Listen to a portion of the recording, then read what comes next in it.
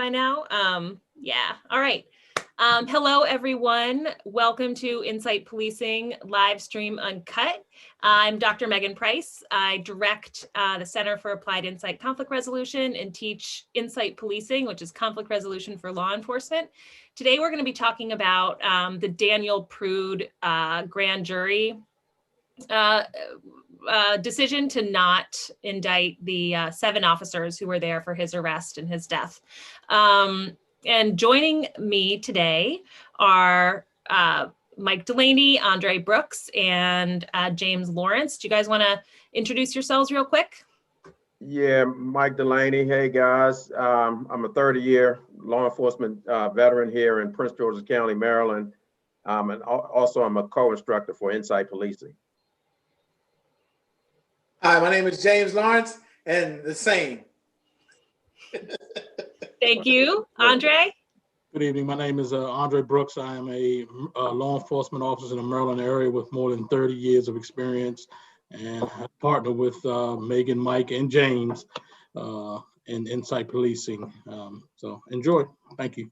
Great. Thanks, Andre. We're so happy to have you with us again today. So as I said in the beginning, unfortunately, Rochester, New York is in the spotlight again this week with the grand jury coming through with no charges for those 7 officers who were involved in the arrest and death of Daniel Prude. And so there have been protests all week, peaceful protests that remind us that while it's not, the summer of 2020 anymore, the issue of policing and use of force is still an issue. So a little bit of background on what happened, and guys, feel free to fill in anything that I'm missing. But Daniel was in Rochester back in March of last year visiting his brother. And on this particular night, he was agitated. He was on PCP. I guess there was a call saying that he was digging through trash cans, something like that. But he was basically on PCP, naked in the street when the officers detained him. And he started spitting, saying that he had coronavirus. And so the officers put a bag over his head for protection to kind of block the spit.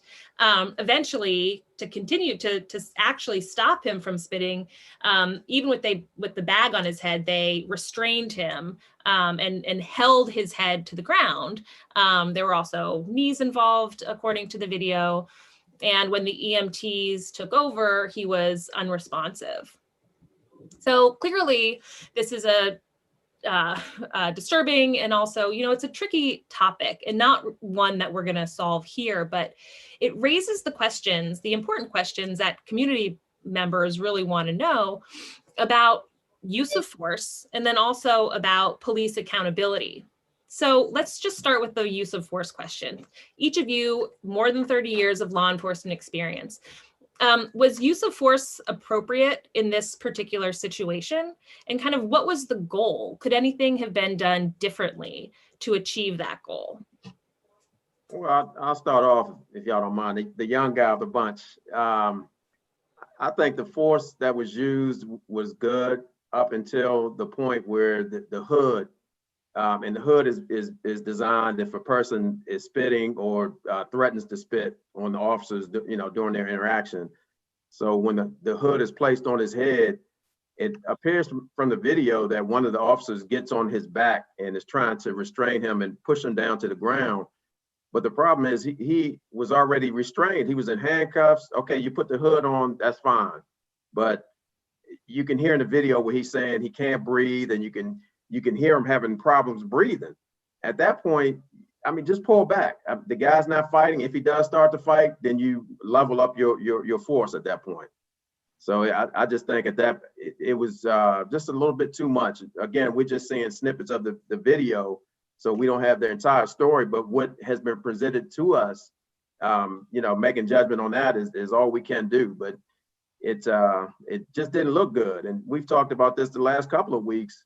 The officers that responded may have had great intentions, but for one action, that's another nick in policing. It makes us look bad again. And this happened last year, and it just took that one video, So, Andre, what do you think?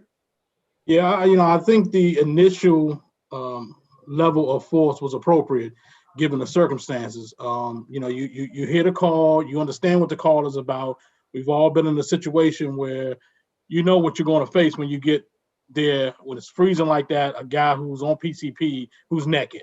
So already your mind is already gathering up a plan for when you get to the scene, what you're going to do and how you're going to approach this. There was a point in time where he was compliant enough for them to put handcuffs on him. And I understand the reasoning for them putting on the mesh mask, which allows him to still breathe, but doesn't allow him to spit on officers, since he said he had COVID, or even if he didn't have COVID, just a spitter. I've seen these masks before. So like Mike said, I think up to that point, when he's down on the ground, that's when we have the issues. And you know, maybe things could have been done differently to get him up, get him restrained in a hobble strain, to restrain his legs, but to, you know, you know, you got a guy that's already on PCP, and then you put that with somebody on his back, and then the possible like the outcome from the autopsy says about the delirium and excited delirium that causes that kind of death. So you know, which leads into the next thing about accountability. But I'll let James, you know, speak on his piece about the use of force. So. Well, the part that you guys are talking about, I agree with. Everything all the way to include the mask, right? The bag over his head, so to speak. But what I'm trying to figure out is the part about the use of force where those officers were there and the EMTs were there as well. So what were they trying to accomplish by restraining him like that, you know? And it just didn't seem humane to be on top of him like that when he wasn't really hurting, not even himself. He wasn't a danger to anybody. He was just acting crazy. And we know when you're under that influence of that particular narcotic, it can take you from 0 to 100 in a moment. 1 minute he could be really calm, and the next minute he could be crazy. All right. So like we've been learning in this insight policing, sometimes you, like you guys said, take a step back and try to process a little bit of it, because what we're trying to be told is not what we're seeing. And I've said this before in the other videos, it's hard to Monday morning all these things with figuring out if they did this or should they did this, or maybe if this, it's just very difficult because of the things you mentioned before about the adrenaline and being there on the scene and what all plays into what goes in to you being on that scene. But it just seems inhumane what they were doing to him, what was going on, when they could have paused a little bit and just said, okay, let's just see what, as long as he's not hurting anybody or anything, let him do what he do. And hopefully the EMTs will take care of him, give him something to calm him down. Well, so I appreciate your questioning, you know, what was he trying to accomplish what were they trying to accomplish by holding his head to the ground, even with, you know, the mesh mask on? I mean, what were they, why do that? What was the goal there? Well, usually if the guy's combative, then you're trying to hold him down to limit his movement and his access to the other officers, just to save, to keep him safe and the police and the community around him safe. Another good point was, like you said, Megan, the accountability. I think it was 6 or 7 officers there. And again, all we're seeing is, I think it's 2 different camera angles, but we don't see the entire picture, but we also don't see anyone intervening when the guy's making the comment, when Prude is making a comment, I can't breathe, and he's, you know, you can tell he's not breathing. At that point, even if you don't say anything, grab the officer and sit the guy up, do something different, you know, because that in itself, it just, you know, it reminded me of the George Floyd situation, you know, when he said he couldn't breathe, and it's just no way out of that. And that's what the public sees. And that, again, that's it's a strike at all law enforcement at that point. Mm-hmm. So, I mean, you know, I'm sorry, go ahead, Andre. I'm sorry, you know, just picking off of what Mike said about accountability. When you have a situation like that and you take so long as a department or as a chief to come out and, you know, maybe be a little bit more transparent, because today's policing is very transparent. And if you're not transparent and you're holding that video for months and then releasing that video, it doesn't bode well with, you're trying to gain the trust back of the police. You're trying to, it's almost like you're hiding something. And that's an issue. That's a real issue in today's policing. There's no accountability when you put yourself in that situation. And, ultimately here they released a video of the incident, and it's like, okay, hold on. These situations are a little different here now. And then, that coincides with the medical examiner's release of the cause of death being a homicide associated with PCP and all that goes well with that. But now you've already muddied up an already cloudy situation for your department. There's no accountability. There's no trust amongst anybody. I mean, it just erodes the trust, like Mike said earlier, about towards police officers. And it just, once again, is the issue in policing today. So if they had released the videos earlier, Andre, what do you think would be different? Well, I think that it may be in terms of the officers being charged. I mean, I guess if a grand jury, I don't know if the grand jury saw it afterwards, how long after the incident. I mean, I know usually with in custody deaths like that, you want to present that to the grand jury as soon as possible, especially if you suspended or placed the officers on administrative leave. So, I guess, they didn't want to have the unrest in Rochester that's already was going around the country. So maybe they held it for that. I really don't know the reasoning why.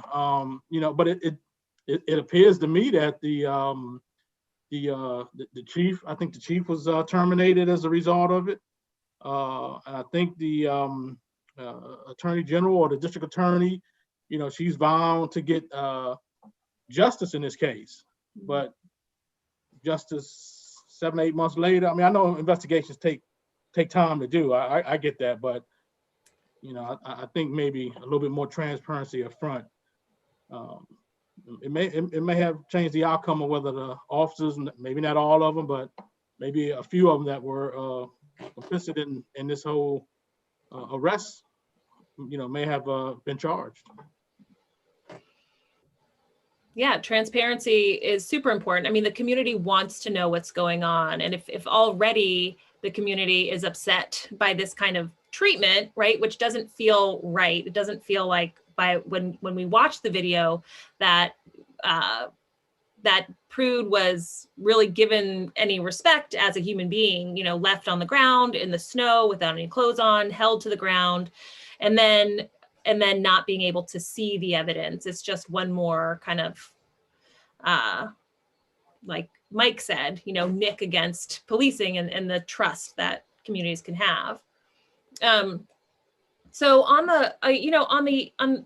all of you with your law enforcement experience, right? So how should officers in this kind of case be held accountable? Because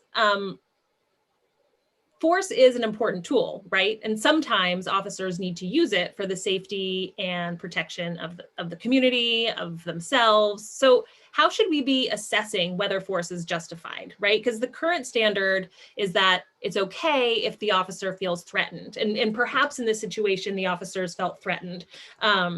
We don't really know, but it doesn't seem to be enough for the community, right? Because especially like we were saying, with trust so compromised right now. So what are your thoughts on that? Do you want to start, Lawrence? No, my thing is that when you do stuff like that and you have it on a video, and we are all talking about the same thing, the trust, the belief, and then people's perceptions, whatever their perceptions are, that's going to be the reality of what they think should or should not have happened. And in that particular scenario, you want us to believe that he wasn't dying or having problems breathing, and you got people damn near choking him out, So when we see it, you tell us he didn't die from what the police did, but he died from what they say asphyxiation. So it's like, well, who was holding him down? Wasn't it? It is hard to put that together when you got it already. Felt like, don't believe what you're seeing, believe what we're telling you. And that's part of the transparency with doing these videos and being, I guess, trustworthy with the community that you serve. And then that community has already had some other issues. And then they've already had some issues with dealing with the police for being trustworthy. So it's like, okay, it's hard to follow that. And that guy was treated with not a lot of decency, because what they're saying in the community is they just want to be treated fairly, treated like everybody else. I saw one video of the community where they were saying what happened on January the 6th. If that was white people, that was black people, that would have been totally different. Like what they're saying might have happened to this guy. If that may have been a white guy, maybe he wouldn't have got treated as bad, but he was on drugs, you know? So some of the things they did leading up to before he died may have been justifiable, but he died. And now they're seeing the same thing they saw in the George Floyd, the same thing they saw in other things, and it's like, it's always thinking, because of the perception of being a black person, that wouldn't have happened if it was a white person. Maybe, maybe not, but it's been a certain pattern that policing has been following. But I think also you made a good point, Lawrence. I think like Andre was saying about the transparency, the longer it takes to release a video, it gives you that ability to make those type comments and those assumptions, as opposed to, okay, this is a video, this is what we have. I mean, be transparent, be upfront with it. Don't wait 2-3 months or however long it was. Be upfront with it and let the people know, look, we're investigating it. If we need assistance, then another body will assist by investigating it. But be upfront, and you eliminate that point of it. So I guess the final question though is, what could those officers, if they were just trying to get Daniel Prude to comply or not resist, or, what could they have done differently than holding his head to the ground and, which led to his death? Well, let me say this, Megan, every police department we like to think is very well trained. And every police department is given a directive and given a use of force continuum to tell you to use how much force is necessary to effect an arrest. In this situation, yes, it's a guy on PCP. Once he's restrained, once he's placed in a mass, if there were medical services there, once he is no longer a threat to himself or the officers, once he's in restraints, get him up off the ground, a cold ground, in Rochester, New York, of any place. Get him into either a car, if you need to hobble his legs, restrain his legs, but get him into the car or get him into an ambulance, strap him down, he's already handcuffed, and get him out of there. To sit there and fight with this guy in the middle of a cold street like that, you're just inviting these kind of things to occur. The quicker you restrain him, which they did, get him off of the scene and get him into a medical facility to treat whatever it is necessary for him, I think the outcome would have been much different. Yeah. And wasn't the medical services, weren't the EMTs there on the scene? Weren't they there? They did. They came at the end. Right as the officers were, restraining him in that way. Mike, did you have something else? No, they said everything that I was thinking is there's no need to sit him there. And like Lawrence said before, perception is reality. This is in front of his brother's house and his neighbor. It's too much. The community as a whole, we're going through too much right now. And again, it may be just 1%, 10% of bad cops, but it makes us all look bad, and this is our community. So. All right. Well, thank you all. Thank you, Mike, Andre, and Lawrence for participating today. And thank you all for watching. Like the live stream, comment, and please share. And we will see you next week.